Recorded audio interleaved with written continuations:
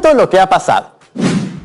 Cristina y su hermano menor siempre han sido muy unidos. Siempre han jugado juntos y han compartido varias actividades. Ayudaban en los quehaceres de la casa, lavando, limpiando, apoyando en la cocina, veían televisión juntos y escuchaban el mismo tipo de música. Últimamente, él se ha puesto en plan, ya no quiero hacer nada de chicas, e influenciado por algunos compañeros, se ha alejado de Cristina. Y no solo eso, sino que ya no quiere ayudar en su casa con los quehaceres familiares. Tanto su papá como su mamá le han dicho que todos en casa deben colaborar en las labores, pero él se niega. Acaba de rompérsele un bolsillo de su camisa. Le dijeron que lo cosa, pero se negó. ¿Sabe coser? Sí sabe, pero no quiere hacerlo porque dice que son cosas de chicas. Yo le voy a demostrar al hermanito de Cristina y en televisión nacional que para coser una camisa solo se necesitan hilo, aguja y un par de manos. Y esas manos pueden ser de hombre o de mujer. Por culpa de esas creencias machistas, varias personas suelen encasillar ciertas actividades para los hombres y otras para las mujeres. Y lamentablemente, esto también deriva en un menosprecio a lo femenino. ¡Qué terrible! Sí, es terrible. Durante muchos años, este tipo de pensamientos han influenciado en nuestra sociedad. Pero las futuras generaciones, como la de ustedes, chicas y chicos de primero de secundaria, pueden lograr que esta desigualdad deje de existir. Por eso hoy, en esta área de comunicación, quisiera plantear las siguientes preguntas. ¿Realizar tareas domésticas es el único rol que puede ejercer una mujer? No, obvio que no. ¿De qué depende que una mujer pueda incursionar en otras funciones? Depende de que la sociedad sea más justa. ¿Y qué podrías realizar para generar una reflexión y un cambio desde tu hogar de tal modo que toda la familia se involucre en las actividades domésticas? Considero que el reto final sea elaborar un cartel con un acuerdo familiar para promover el involucramiento de todos los miembros de la familia en las actividades domésticas. Sí, pero como este es un tema muy importante, hay que informarnos e ir paso a paso, en diálogo con la profesora. Buenas tardes, profesora Betsy Mesa. Buenas tardes, Rodrigo. Estuve escuchando lo que hablaban y me alegra mucho que esta semana toquemos este tema, porque todas y todos podríamos asumir el compromiso de crear una sociedad con igualdad de deberes y derechos entre mujeres y hombres, porque tanto hombres como mujeres tienen las mismas capacidades y deberes domésticos, y como la igualdad es un tema de mucha importancia para la sana convivencia, vamos a abordarlo en los programas de comunicación de estas 2 semanas.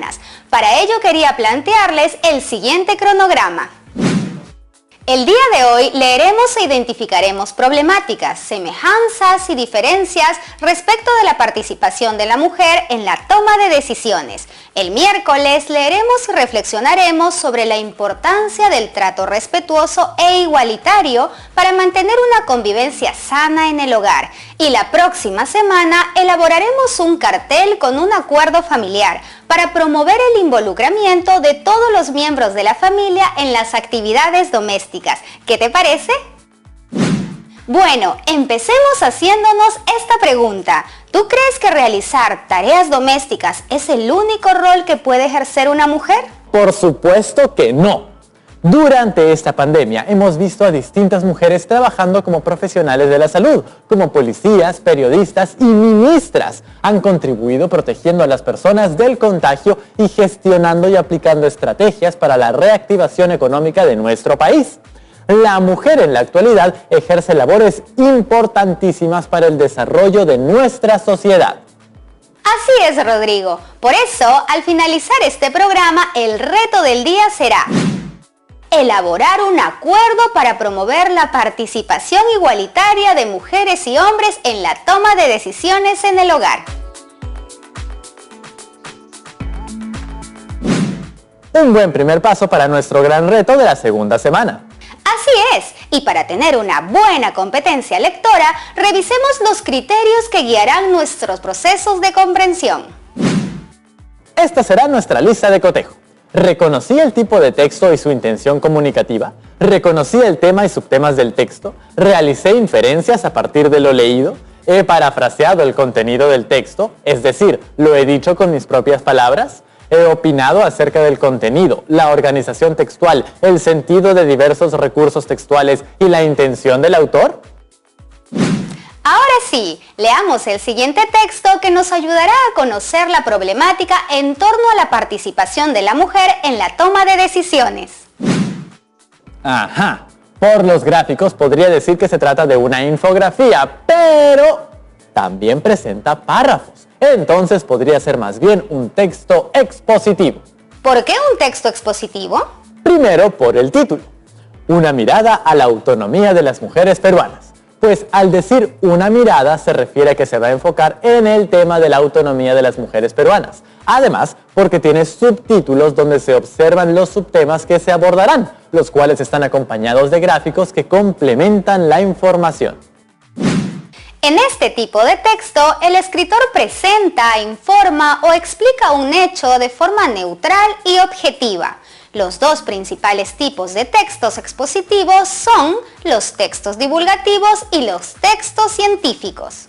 ¿Y en qué se diferencian? Los textos divulgativos están destinados a un público amplio y general e informan con un lenguaje sencillo. En cambio, los textos científicos son los encargados de hacer llegar a un público determinado más especializado el contenido de un estudio científico. Entonces, lo que vamos a leer es un texto científico, porque al parecer la información que nos está haciendo llegar está vinculada con un estudio realizado acerca de la autonomía de la mujer peruana. Así es, se trata de un informe que ha realizado el Instituto Nacional de Estadística e Informática, INEI, para que el público conozca la situación de mujeres y hombres de nuestro país en los diferentes ámbitos de la vida. Puede parecernos una infografía, pero no lo es. El texto presenta una estructura continua en la cual han incluido gráficos. El texto que vamos a leer es un fragmento del informe Perú, Brechas de Género 2019, Avances hacia la igualdad de mujeres y hombres, publicado en diciembre del 2019. ¡Empecemos! Una mirada a la autonomía de las mujeres peruanas. Autonomía en la toma de decisiones. La autonomía en la toma de decisiones es un concepto que se refiere a la presencia de las mujeres en los diversos espacios deliberativos de los distintos niveles de los poderes del Estado y a las medidas orientadas a promover su participación plena y en igualdad de condiciones. Bien, Rodrigo, ¿de qué trata este primer párrafo? Bueno, presenta el tema a modo de conceptualización para que el lector tenga definido lo que se está entendiendo por autonomía en la toma de decisiones. Entonces, ¿qué es la autonomía en la toma de decisiones? El texto dice que 1. Es la presencia de las mujeres en los diversos espacios deliberativos de los distintos niveles de los poderes del Estado. 2. Son las medidas orientadas a promover la participación plena y en igualdad de condiciones de las mujeres. Pero la verdad es que no sé qué significa la palabra deliberativos. Según el diccionario de la Real Academia Española, deliberativos viene de deliberar, que es tomar una decisión después de un detenido análisis de los pros y los contras. En este caso, se refiere a la participación de las mujeres en los diversos espacios donde se toman decisiones, como en los ministerios, en el Parlamento y en las alcaldías, que son algunos de los distintos niveles de los poderes del Estado. Entiendo. El texto en general tratará de la participación de las mujeres en la toma de decisiones desde los poderes del Estado. ¡Wow! ¡Qué tema tan importante! Desde los poderes del Estado se está buscando igualdad y equilibrio entre hombres y mujeres. ¡Hey! Esa debe ser la camisa del hermano de Cristina. Vamos a recogerla y de paso vamos a desinfectarla muy bien. Y listo. Ahora, ¿qué tal si vamos a una pausa y continuamos con el análisis de este texto que promete ser muy interesante?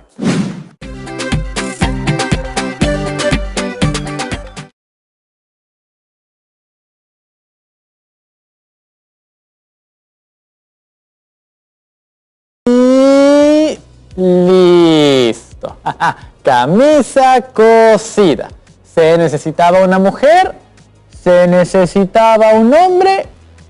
No. se necesitaba a un ser humano. Eso es importante que les quede muy claro, porque tanto hombres como mujeres tienen la capacidad para desarrollar distintos roles. Así es, ahora veamos cómo se ha ido desarrollando esa igualdad en los poderes del Estado. Continuemos con nuestro análisis. 2.2.1. Poder Ejecutivo. Ministras. La participación de las mujeres en los gabinetes ministeriales depende de la decisión presidencial. Por ello, la presencia de mujeres en los gabinetes ministeriales no se ha mantenido constante. El acceso de las mujeres a los puestos de toma de decisiones en el más alto nivel de ese poder del Estado permite tener una aproximación a la decisión política de los gobiernos respecto de la participación de las mujeres en cargos de alto nivel, en la toma de decisiones y observar el tipo de ministerios que se les asignan. ¿De qué trata esta parte del texto? Nos habla de la participación de las mujeres como ministras de Estado. Así es, Rodrigo. ¿Y a qué se debe que la presencia de mujeres en los gabinetes ministeriales varíe? Bueno, según el texto se debe a que el puesto de ministra o ministro lo decide el presidente de la República, quien según sus criterios elige cuántos ministerios serán ocupados por mujeres y cuántos por hombres. Así es, Rodrigo. Y esta información sobre el acceso de las mujeres a cargos ministeriales, ¿qué nos va a permitir analizar? En primer lugar, sobre la decisión política de los gobiernos respecto a la participación de la mujer en cargos de alto nivel. Y en segundo lugar, podemos observar el tipo de ministerios que los gobiernos asignan a las mujeres. Muy bien, y eso nos posibilitará deducir la directriz del gobierno de turno. Continuemos. Gráfico número 2.11. Perú. Participación de mujeres en el gabinete ministerial año 2018. A partir de la observación y análisis del gráfico, ¿qué información pudiste obtener? El gráfico nos muestra la cantidad de mujeres y hombres que se desempeñaron como ministras y ministros en el año 2018. Perfecto. ¿Y en el 2018, cómo estuvo distribuido el poder en el gabinete ministerial? En la gráfica se puede observar que 5 de los 19 ministerios estuvieron dirigidos por mujeres. El Ministerio de Cultura, Ministerio de Salud, Ministerio de la Mujer y Poblaciones Vulnerables, Ministerio del Ambiente y el Ministerio de Desarrollo e Inclusión Social. Así es, Rodrigo. ¿Y qué podemos deducir de estas cifras? Se deduce que hay más presencia de hombres en el gabinete ministerial y que la participación de la mujer se está incrementando. Así es, Rodrigo. La mujer cada vez está teniendo mayor participación. Pero ¿por qué crees que en el gráfico se ha resaltado la presidencia del Consejo de Ministros? Creo que la intención es hacer notar que es el cargo más importante dentro del Poder Ejecutivo, pero además se quiere destacar que se lo han encargado a un hombre. Continuemos con la lectura. En la gráfica 2.11 se muestra la distribución de las ministras según el tipo de gabinete ministerial al que han sido convocadas. El 26,3% del gabinete ministerial es dirigido por una mujer. Esto incluye al Ministerio de Cultura, Ministerio de Salud, Ministerio de la Mujer y Poblaciones Vulnerables, Ministerio del Ambiente y Ministerio de Desarrollo e Inclusión Social, lo cual demuestra que poco a poco la mujer está teniendo preponderancia en las intervenciones del poder del Estado. ¿Cuál es la lectura que podemos hacer del tipo de ministerios asignados a las mujeres? Todavía se observan restricciones para ejercer el cargo en algunos ministerios. Y me atrevería a decir que eso se debe a que culturalmente seguimos creyendo que algunos ministerios son exclusivos para hombres. Buen punto, Rodrigo. Otro prejuicio. La cultura machista ha sido la causa por la cual se mantienen las desigualdades. Por eso urge un cambio de mentalidad para que todas y todos tengamos las mismas oportunidades. Sigamos con la lectura. 2.2.2. Participación en el Parlamento Nacional. La participación de las mujeres peruanas en las legislaturas parlamentarias ha aumentado en las últimas 2 décadas. Esto se debe en gran medida a la acción afirmativa, en este caso en particular a la ley de cuotas. Si bien la presencia de las mujeres ha aumentado como promedio en general, es más baja de lo que se establece en las leyes vigentes. La representación parlamentaria de las mujeres en el Perú comienza a elevarse a partir del año 2000.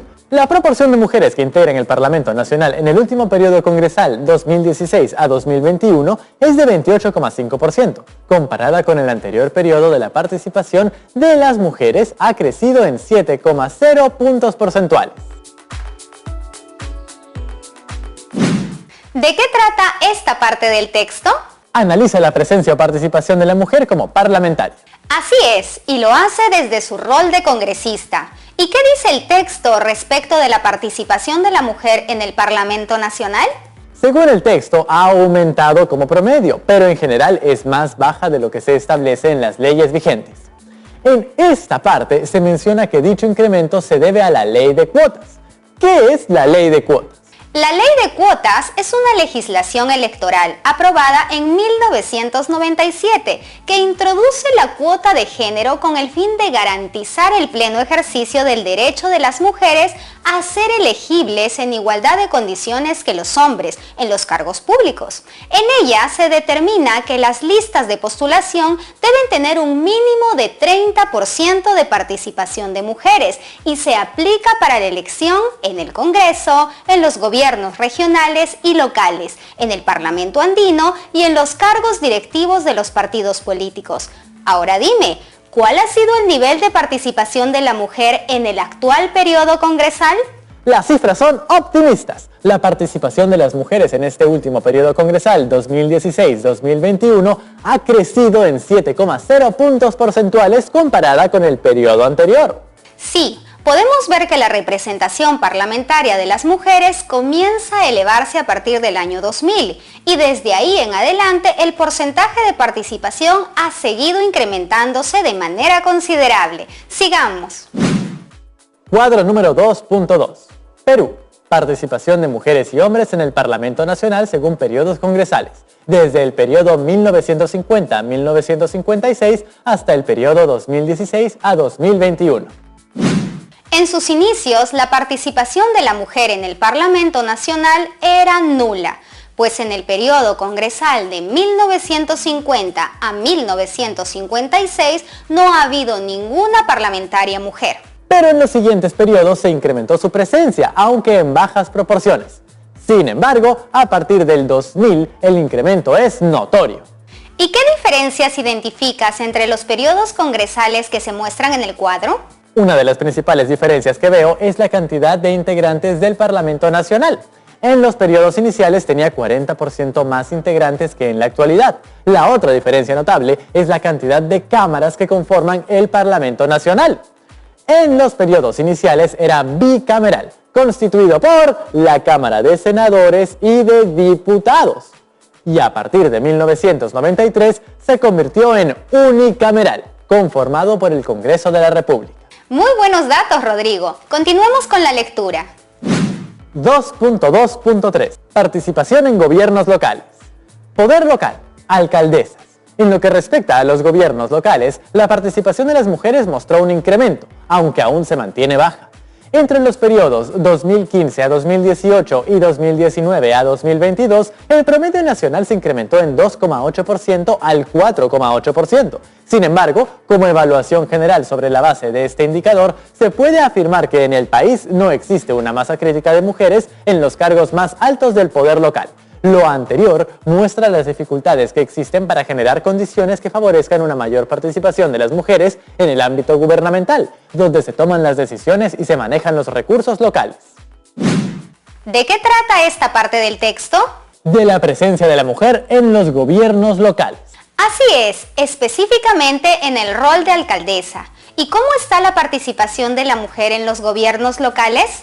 En este poder del Estado, la participación de la mujer también muestra un incremento, pero sigue siendo baja. Es cierto, en los gobiernos locales la presencia de la mujer es mínima. Ahora bien, en el texto se menciona que existen dificultades para generar condiciones que favorezcan una mayor participación de las mujeres en los gobiernos locales. ¿A qué dificultades se refiere? Yo creo que si bien ya existen leyes que favorecen la participación de la mujer, lo que dificulta que tenga mayor presencia es la mentalidad de los ciudadanos, que somos quienes elegimos. Muchas veces, guiados por nuestras creencias y costumbres ligadas a las ideas machistas, optamos por los hombres más que por las mujeres cuando se trata de elegir a quién nos gobierne. Muy buena reflexión, Rodrigo. Continuemos con la lectura del gráfico final. Gráfico número 2.3. Perú. alcaldesas y alcaldes electos desde el periodo 1983 a 1986 hasta el periodo 2019 a 2022. A ver, ¿qué información importante podemos obtener de este gráfico? A simple vista podemos observar que los cargos más altos del poder local están copados por hombres. Es decir, en nuestro país la gran mayoría son alcaldes, mientras que una minoría alcaldesas. ¿Y qué lectura podríamos hacer de los últimos periodos de gobierno local? Las barras nos permiten ver que la presencia de las mujeres en las alcaldías se ha incrementado en un 2%, pero en términos generales la participación de la mujer se mantiene baja, pues actualmente solo hay un 4,8% de alcaldesas en nuestro país. Muy bien, Rodrigo. ¿Cuál crees que ha sido la intención del texto? Lo que busca es que las brechas de género se acorten, específicamente en los espacios de toma de decisiones, donde debería haber igualdad entre mujeres y hombres. ¿Y qué te pareció el uso de gráficos en el texto? Contribuyó a la comprensión de la información y garantizó su objetividad. Muy bien, Rodrigo. Ahora vayamos a verificar si hemos cumplido con lo que nos planteamos en la lista de cotejo. ¿Reconocimos el tipo de texto y su intención comunicativa? Sí, porque vimos que se trataba de un texto expositivo científico. ¿Reconocimos el tema y subtemas? Sí, se trataba de la autonomía de la mujer en la toma de decisiones, tanto en el Poder Ejecutivo, Parlamento Nacional, como en los gobiernos locales. ¿Realizamos inferencias a partir de lo leído? Sí, cuando deducimos que resaltaron la presidencia del Consejo de Ministros para que veamos que ese tipo de gabinete lo ocupaba casi siempre un hombre. ¿He dicho con mis propias palabras el contenido del texto? Sí, expliqué lo que comprendí del gráfico de la participación de la mujer en el gobierno local, alcaldesas. He opinado acerca del contenido, la organización textual, el sentido de diversos recursos textuales y la intención del autor. Sí, yo opiné sobre la importancia del uso de gráficos en el texto. Aún hay mucho por coser en esta camiseta agujereada llamada Perú. Pasemos a la ronda de preguntas.